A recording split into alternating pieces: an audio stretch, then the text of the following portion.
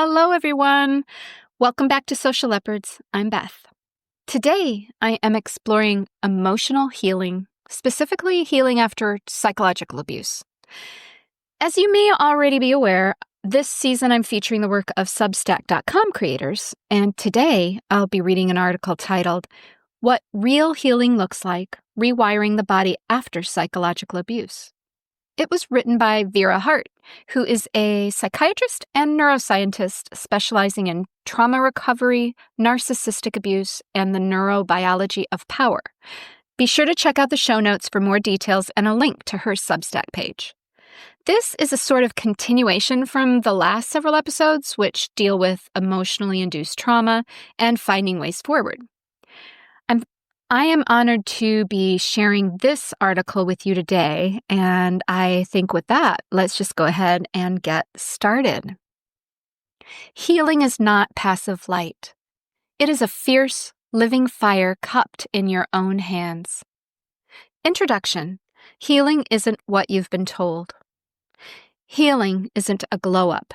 It's not a transformation montage with a soundtrack and a sunrise. It's not becoming unbothered, or rising above it all with a mysterious smile and flawless skin. And it's definitely not learning to love the people who hurt you. That's not healing. That's performance. That's survival rebranded as enlightenment. The truth is quieter, slower, sometimes lonelier, but it's also real. I'm allowed to belong to me now. Real healing begins the moment you say to yourself, not to anyone else, just yourself, those words. That's it. That's the first door. Not forgiving the unforgivable. Not erasing your symptoms. Not becoming endlessly patient or spiritually graceful, but saying, I don't need to keep bleeding just to be good. Healing doesn't always look powerful. Sometimes it looks like saying no without apologizing. Sometimes it looks like grieving someone who never loved you. Sometimes it looks like sitting in a room where no one understands and choosing not to explain. Healing isn't about becoming perfect. It's about becoming whole. And it truly begins, when you stop asking the world to validate your pain and start trusting your own nervous system when it says, this isn't safe. I want out. Step 1. Name what happened without diminishing it. This is the part most survivors were never taught. You can't heal what you keep minimizing. You can't rewire what you keep dismissing. You can't make peace with what you've never let yourself say out loud. So many survivors talk themselves out of their own truth, but others had it worse. They didn't hit me. I chose to stay. Maybe I overreacted. Maybe it was me. None of that changes the reality of harm. Your body doesn't care how polite they were. It doesn't care if they said sorry. It doesn't care whether it looked like abuse from the outside. Your nervous system doesn't rank pain by courtroom standards. It doesn't wait for proof. It responds to threat, confusion, abandonment, betrayal. If your sense of safety was broken, if your trust was violated, if your mind learned to live in survival mode, then it was abuse. If you began to question your memory, your judgment, your worth, it was harm. If love made you small, afraid, addicted, or invisible, it wasn't love. And you are allowed to say so. You are allowed to name it without softening the edges. You are allowed to say, what happened to me wasn't okay. You are allowed to stop defending your own pain. Once you do, once you stop explaining it away, minimizing it, comparing it, rationalizing it, your brain finally receives permission to heal it, not just to survive it. Because your nervous system can't rebuild while it's still being gaslit by your own thoughts. It needs you to believe it, to stand by it, to say, I saw what I saw, I felt what I felt, and I am done doubting it. That's the first crack in the wall. And through that crack, something real can begin. Step 2. Rewire what your body believes about safety. Here's the truth about trauma that most people never explain. It teaches your body to respond to danger quickly, but to recognize safety slowly. So even when someone kind enters your life, someone calm, respectful, gentle, your nervous system may not trust it. It might feel boring or guarded or even threatening. You start asking yourself, why don't I feel anything? Why do I keep pulling away? Why does peace feel so empty? But that emptiness isn't a red flag about them. It's a signal that your body doesn't recognize calm as safe yet. Because trauma doesn't just make you fear the wrong people, it makes you mistrust the right ones. When chaos has been your normal, stillness feels suspicious. Kindness feels manipulative. Quiet feels like the silence before the storm.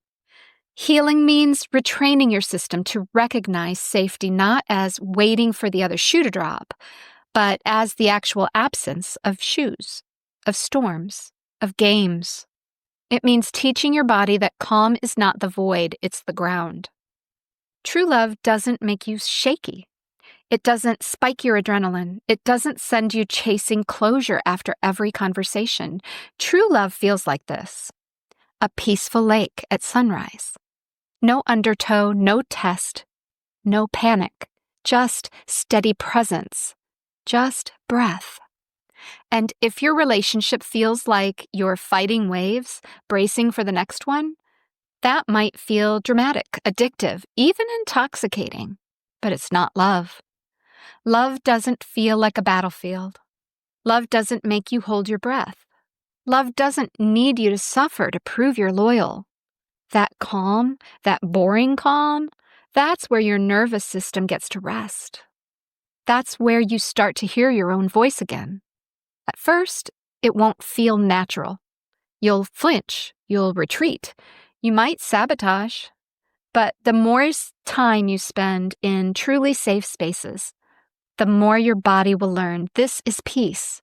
I'm allowed to stay. You'll have to remind yourself 100 times. But every time you stay with the safety without fleeing, chasing, or proving, your brain begins to rewire, and your body begins to believe you. Step 3. Learn the difference between love and a trauma bond. A trauma bond isn't just about pain. It's about intensity, the kind that spikes after withdrawal. It's the apology that comes instead of change, the tenderness that follows cruelty, the illusion of safety right after you've been hurt. It's not consistency that hooks you, it's the relief.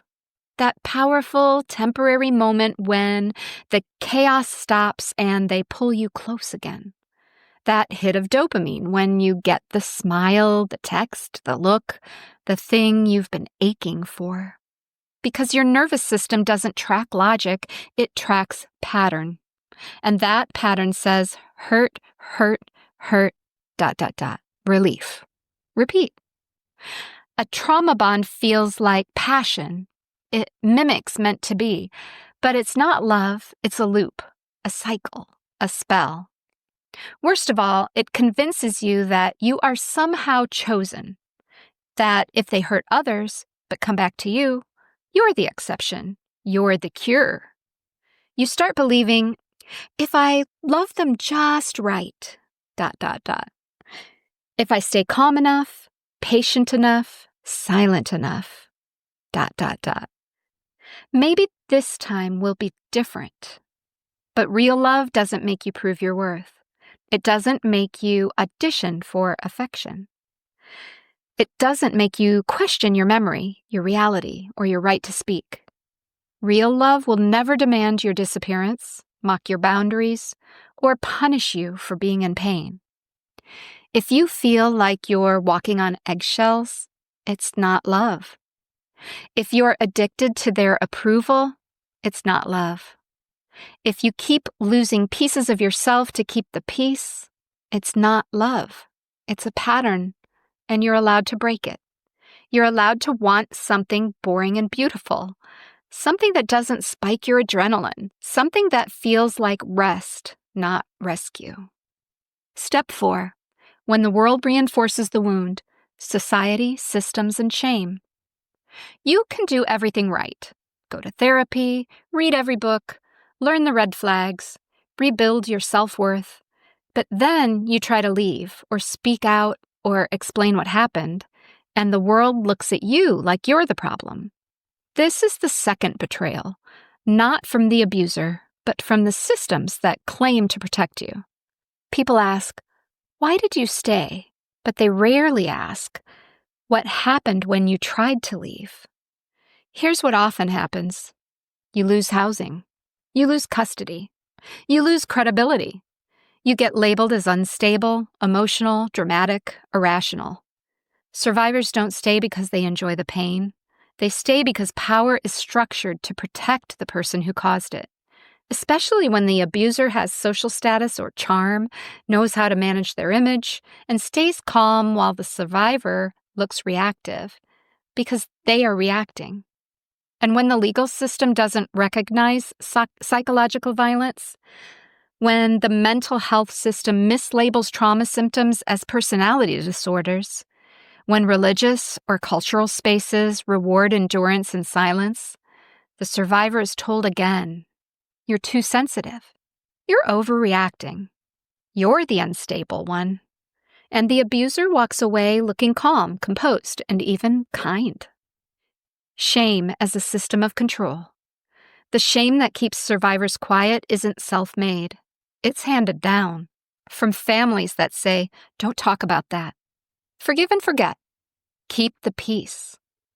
From therapists who analyze your attachment style, but never ask, "Who hurt you?" From workplaces that expect you to show up, smile, and perform, even as your nervous system is collapsing. Shame tells survivors, if you were stronger, you wouldn't be this affected. If you healed correctly, you wouldn't still be hurting. If this was really abuse, you would have left sooner. But this isn't just stigma. It's structural gaslighting. And it's the reason so many survivors stop telling the truth. Not because it didn't happen, but because telling it made everything worse. When someone harms you and the world protects them, you start to think you must be the problem. But that confusion isn't yours. It was planted. And the most radical act of healing is to reject it completely. To say, my trauma doesn't make me unreliable. My pain does not make me weak. My symptoms are not proof that I deserved what happened. And I will not abandon myself just to be believed by a world that rewards predators for their composure. Step 5. What healing actually feels like. Healing isn't what it looks like on Instagram. It's not a glow up. It's not a polished timeline. It's not a 5-step checklist. And it's definitely not learning to love your abuser. Real healing is not shiny. It's sacred. It's raw. And it's quiet at first. Sometimes it looks like this. Saying no without explaining yourself. Leaving the party early without apologizing. Blocking the number and not checking if they noticed. Mourning someone who has mistreated you and not rushing to feel better. For many survivors, no used to come with consequences. Anger, guilt, abandonment, mockery. So your nervous system still expects punishment for protecting yourself. That's why part of healing is letting your body learn. Nothing bad happens when I set a boundary. You don't have to write a 3-paragraph justification. You don't have to defend your truth. You don't even have to shrink to make it easier for others to accept. No is a complete sentence. And every time you say it without apology, your brain rewires. Each boundary sends a signal to your body. I'm safe now. I won't abandon you again. Mourning the fantasy, not the person. One of the hardest parts of healing is realizing that your grief is real, even when the person was cruel. You're not grieving them. You're grieving the hope that they would change, that this time it would be different, that your love could fix them and fix the parts of you that hurt. Letting go doesn't mean you failed. It means you stopped feeding a story that was starving your soul. And that grief that follows, that's not weakness, that's detox. Feeling safe in peace again. When chaos has been your baseline, peace can feel like emptiness. You might even try to recreate drama just to feel something. That's not self-sabotage, that's dysregulation. Your nervous system was trained to expect danger, to prepare for withdrawal, for the next storm, for the next test. So when someone offers steady love, or when life finally gets quiet, your body doesn't celebrate, it panics. But the longer you stay with the calm, the more your body learns to breathe there, not panic, not freeze, not perform, just exist. And one day, quietly, you'll realize this is what love actually feels like. Not fireworks, not adrenaline, not sacrifice, just steady presence, just breath, just truth. You don't have to be fully healed to be worthy of love. You don't have to be trauma-free to deserve joy. You don't have to fix yourself before you're allowed to rest. Healing isn't about erasing your scars. It's about integrating them. It's knowing your triggers and tending to them without shame. It's holding both your fear and your strength in the same breath. It's saying, I flinched, but I stayed. I doubted, but I didn't disappear. You don't have to be perfect. You only have to be present. Because survival is no longer the goal. Now, the goal is peace, rest, truth, joy, self-belonging, the end.